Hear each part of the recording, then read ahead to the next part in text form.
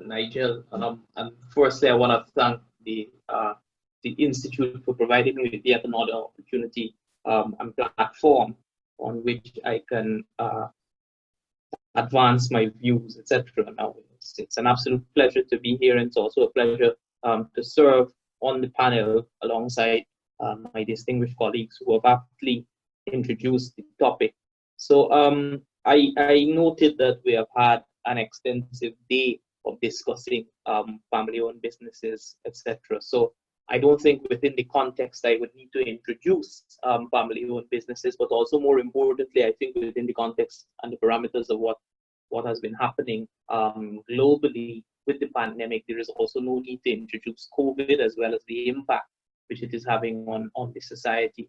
However, I do want to make a particular segue into defining exactly what we speak about, or what I will speak about as I refer to family-owned enterprises.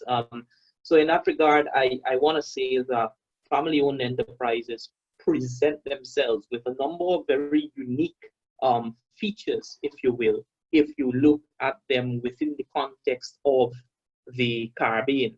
So if you look at family-owned enterprises in the Caribbean, and I want to refer to this as a series of stylized facts, or what I want to term as being the familyness of enterprises in the Caribbean. I've mapped out quite a bit of literature on this, and I've come up with about 9 stylized facts, if you will, about family-owned enterprises, just so that we lend a bit more context to the discourse on the particular nature of it within the Caribbean. So the first thing which we note is that there is a great degree of informality associated with many family-owned enterprises. And if there isn't a prevalence of a high degree of informality, there certainly is an absence of a high degree of formality, as opposed to a corporation or even family-owned enterprises in, say, the eastern parts of the world, Asian and the Asian subcontinents. What you find also in family-owned enterprises, the second point is that there is also centralized control of power. So oftentimes you have a singular individual who, in Caribbean parlance, calls the shots. What he says goes. And following, the third point is that following off management psychologist Hofstede, you find that there is a high power distance existing. So that individual who is calling the shot usually answers or is answerable to no one within the context of family-owned enterprises in the Caribbean. The other thing is that you find, the fourth point is that you find an equivalence of the business's identity with that individual, or with that particular individual's personality. So if, let's say, maybe in Trinidad, some of the popular stores and some of the popular general stores or hardware stores have actually been channeled within a particular direction based on the characteristics that define a particular individual who has started an enterprise, etc. You also find that some of these family-owned enterprises, the fifth point is that some of these family-owned enterprises, they are constrained in terms of their resources. So oftentimes based on the structure, the degree of informality or the absence of formality, debt and equity institutions tend not to view them as favorably, since they tend to be opaque in their operations, and the point has been raised earlier about the fact that they are not oftentimes willing to open their books and let others in, which is an integral part of having either a debt or an equity partner. The sixth point is that they're based on the management structure, is that there is an accelerated exposure to risks. There oftentimes is a risk management plan in place, and I'll get into that a bit more. The seventh point is that there seems to be a high degree of vulnerability to externalities, and that also is as a result of the management structure and the absence of the consideration of risk in many of these enterprises. The eighth point is that there tends to be a limited product or service range which is offered. So once again, the management structure tends to contain or constrain the nature of how far the firm actually expands. Now, obviously, there will be a couple of exceptions, but by and large, you find that this tendency towards is something which is very prevalent within the Caribbean. And the last point, the ninth point, which I want to raise as stylized facts, just as the preamble, is that enterprises that are family owned or have this notion of familyness, they tend to be internally focused, and they certainly channel a lot of efforts and energies toward how the organization functions on a daily basis. They tend to be involved in the execution and the executive actions of the enterprise. So they're very internally focused, and which is why you find that many of the family-owned enterprises do not reach export markets or exporting services, etc. They oftentimes remain very localized. So within that context of those 9 stylized facts on family-owned enterprises, or the familyness of enterprises within the Caribbean, I just want to make a couple of points. Now, I've noted many of the speakers, both today as well as those serving on the panel, they've made very pointed and specific points, and we've approached the discourse from a point of deductive. The methodology towards the discourse has been very deductive. But I am actually going to do the obverse and work inductively. So I'm going to take some specific points, and then I'm going to map it up towards a broader context within which we can frame the remainder of the discourse. So the first one which I want to talk about is of course the Caribbean context and the equivalence with the informality.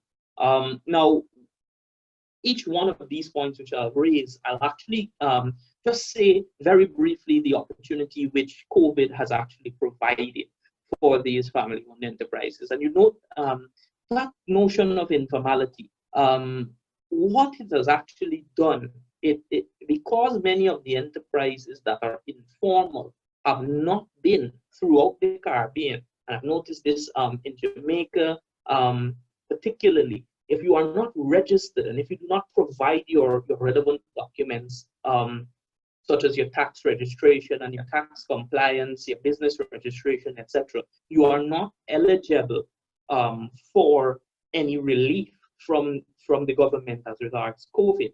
Now, this is a very important point because it can actually direct or gear enterprises towards the notion of formalizing, having themselves registered, some of them registering to have tax numbers, etc.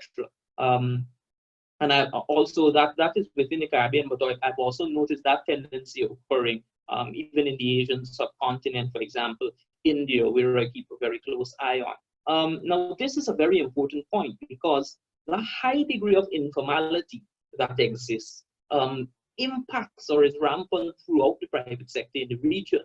2016, Lashley and Nicholson, they've actually penned a text coming out of the University of West Indies, Mona campus, I believe. It's Understanding the Caribbean Enterprise. And what they found in that is that about 70% of the private sector employment in the region can actually be classified as quote-unquote family-owned enterprises. And they, of course, have their definition of how they regard or how they qualify an enterprise to be a family-owned enterprise. So that's the first point. The second point which I want to make is that the notion of corporate structure and the way that many of these organizations are structured, COVID actually has provided an opportunity as a result of the first point to ensure that the corporate governance structure which these organizations have lacked over time are actually streamlined. So that point goes without saying. I mean, if you have to incorporate the company, many of the companies within the Caribbean region are not incorporated. I know in particular in Guyana, many persons, even doing millions of US dollars in turnover annually, tens of millions of dollars, they are not incorporated. Many of them are still operating as sole traders or sole proprietors under the business registration, equivalent to perhaps somebody who is just selling in a stall or a small vendor. on the roadside. So it provides a very good opportunity for one to incorporate, have a board of directors, be able to keep management meetings, etc. And that in itself, I believe, will spur private sector development in a particular direction within the Caribbean region. Of course, if this is encouraged by private sector organizations such as chambers of commerce and business associations in the Caribbean. The other point under this is that the point which the colleague who spoke before me alluded to is the notion of succession planning. Many enterprises within the Caribbean do not have succession planning, and particularly those that are family owned. Now, remember the stylized fact that I would have raised regarding family-owned enterprises is that there is an equivalency existing between the individual, that individual's characteristics, and what the organization manifests. So the notion of succession planning is certainly not there, but I think the nature of COVID and realizing very sadly that death is an imminent thing, or is an imminent possibility within the context of COVID, that there is the absolute necessity for succession planning. Third point, notion of financial financing and financial mechanisms associated with family-owned enterprises. You find that many family-owned enterprises, they have, as I would have mentioned, a difficulty obtaining financing because of opaque operations or an opaque veil which they place over their operations. This complete inability to be open to audits, to be open to investors coming to see, etc. But since COVID and the fact that many financial institutions in themselves have taken a more calculated approach to how they provide financial products, I think that there has been some degree of innovation on sources of financing, and that in itself is beginning to force enterprises, particularly smaller enterprises, to find more innovative ways of financing. So there is much more that can be explored on that, but in the interest of time, I'll limit how much I'll say on it. The fourth point which I want to make is the fact that the notion of the Caribbean and our unique nature of the way that we have social interactions transcends into businesses and commercial activities. Now, we live in societies in the Caribbean, particularly the Anglophonic Caribbean, which I term as being low trust societies. There isn't a high degree of trust existing in the societies as when juxtaposed to Asian as well as Middle Eastern economies. Those economies tend to operate on high degrees of trust, and contracts, etc., can be more relational and don't need to be highly specified and formalized.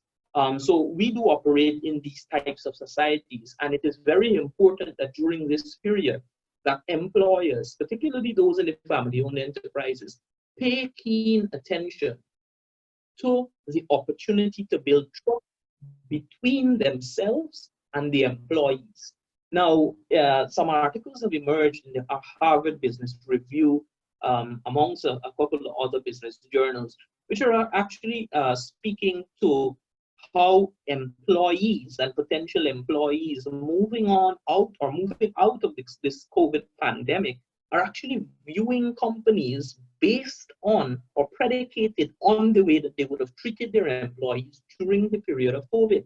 Now, that in itself, therefore, provides an opportunity for many of these family-owned enterprises and these smaller enterprises who perhaps may not have as much capital to invest in marketing, etc., to show that what they actually care about is their employees, and that point can be driven home when they are interviewing persons and when persons are coming home. Now, the fifth point, and this is going to lead me into just about 3 more points to wrap up with the broader context, is the fact that now, because of family-owned enterprises and the nature of the post-colonial state in the Caribbean economies, you find that there is a generational gap that exists between the owners of capital and the owners of these family-owned enterprises and the other perhaps younger persons, younger members of the family who are involved. So the fact that COVID has actually forced many of those older persons to get online, start learning of the technology, using Zoom, using the online platforms, it actually has given the family-owned enterprises a tremendous opportunity to bridge that generational gap as regards the usage of technology. Like, I can give you an analogy here in Guyana. Many of these family-owned enterprises, the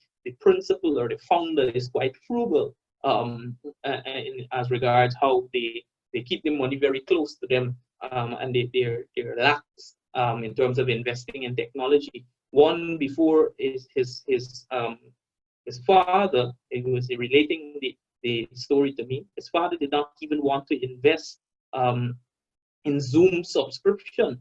And after his father realized that this thing cuts off after 40 minutes, he immediately paid for the Zoom subscription. So, it's an analogy to exemplify how this is beginning to transform. Now, within the broader context, what does this do? This actually accelerates the rate at which we can move towards or reaping the fruits of the fourth industrial revolution that has been highlighted and framed by Klaus Schwab of the World Economic Forum. So we can actually accelerate the rate of which that fourth industrial revolution comes about. The other thing within the broader context is that now we can begin to map that fourth industrial revolution and the use of digital technology in business into the Sustainable Development Goals of the United Nations. Because as you all perhaps have seen, what the impact has been on the environment of persons not traveling, and all of the unnecessary driving around that one would do during the day just to go from meeting to meeting. I think meetings are going to actually become more centralized, and you're going to see a lot of that traffic that you would have coming from commuters, commercial persons moving from one location to the other during the day being minimized. That, I mean, if we look at some of the knock-on effects, will reduce stress of the persons from transiting, make things much easier, increase productivity, and keep many of these meetings that are pointless and just go on very short, to the point, and increase productivity. But the last point within the broader context, which I want to drive home, and I think is one of the most important, family-owned enterprises comprise a significant quantum of employment within the Caribbean region. But what you find is that as a result of what I identified earlier regarding the stylized facts, the exposure to risk for those employees is very high. And I do hope that as a result of what has happened here and the acute nature of the impact of COVID and the rate at which it has happened, that we see a resilience through risk management, through proper succession planning, through business processes and improving organizational management and efficiency. I hope that we are able to see an increase in the resilience with which those vulnerable groups actually have, and reducing the quantum or the degree of exposure to risk that those employees face as a result of poor organizational management stemming from the culture of family-owned enterprises. So, Mr. Chairman, I've tried my best to be succinct as possible, and of course, it's a pleasure, and I'm very open to taking any questions or giving comments further in that regard. Thank you. It's been a pleasure.